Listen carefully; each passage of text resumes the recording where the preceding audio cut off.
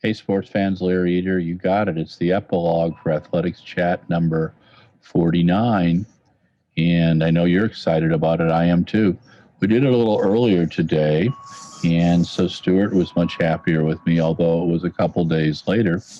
But here are our topics. World Relays preview. What we agreed on is that we love the World Relays concept. This year we can't tell if it's a little diluted just because of the pandemic or because there's just too much stuff on the screen of events, the schedule around the year. What the event is valuable, what the event is most important for, who it is most important for, get to that word yet, is the following. If you've got a 4x1 or 4x4 and you're trying to qualify for the Olympics, that's what this event's about. I think the permanent home should be the Bahamas. I think the World Athletics should put some money in there. In May, the Bahamas is a great place to sit on a beach, great place to run, and the track rocked. And it's kind of cool. It would be kind of cool to have the event in the Cree. But I also think the Olympics should be in Athens every 4 years. So I just think that we need to get to this place where we go, come on, kids, stop traveling around. We can have certain events at different places, but let's be realistic about it. Okay. So World Relays, I was a little disappointed, but I understand USATF not sending a team. I don't have an issue with that. I just have an issue with how little what I felt respect was given to the World Relays by USATF. USATF is the top track team in the world. It should be leading. A lot of times it follows. It just follows too much or it keeps its mouth quiet. And I know they're trying to stay out of controversy. And I'm a very partisan Team USA person. I just want them to stand up to where they're supposed to be. Okay. Tokyo update. Look, the IOC is like the Vatican press department. No one knows what the hell they're saying. And then you add that to the Tokyo LOC and the Japanese government. Two of my biggest clients are Japanese. I've worked with them for close to 30 years. And what I learned in studying Japanese culture was that there were absolutely many ways in Japanese culture to say no to a Westerner, and we have no clue. And right now, they're in the fight of their life over this pandemic. 10 prefectures in Tokyo are under lockdown. The test event on May 9th will probably have no fans because the lockdown is until the 11th. And the bottom line is that I'm expecting some big announcements from Tokyo. I think that they're going to totally limit the number of media that can go to Japan, one. Two, if they allow anybody but NBC people to go.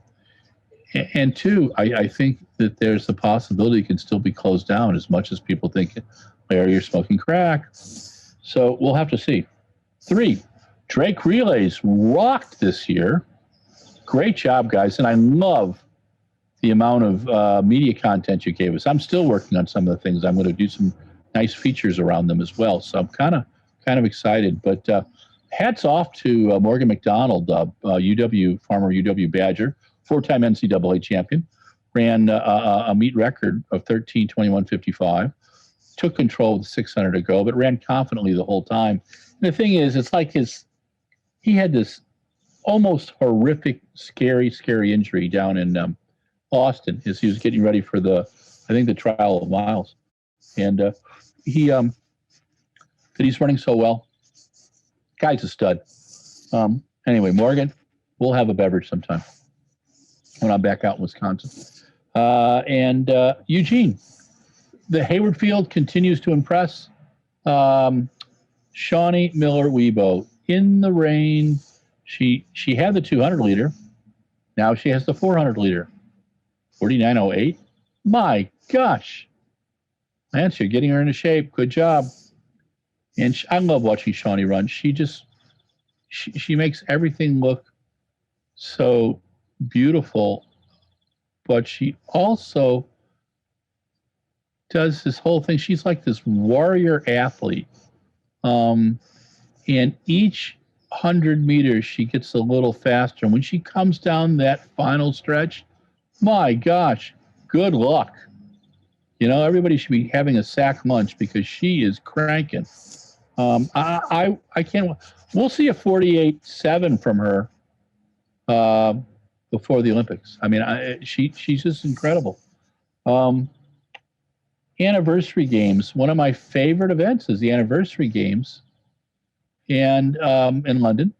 Went to it for many years, but right now, the folks that are managing the stadium, the Queen Stadium, Queen Elizabeth II Olympic Stadium, offered British Athletics 1.5 million sterling, so about 2.6 mil, pretty much what they lost in 2019 when they did that World Cup thing and the anniversary games, and kind of emasculated the anniversary games.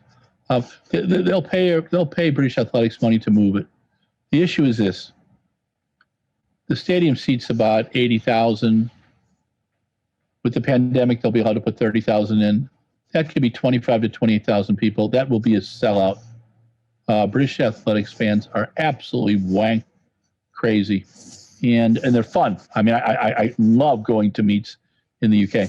It's one of my favorite places to go, but they're bonkers, and they would line up for this thing. So there's no other place that can, you know.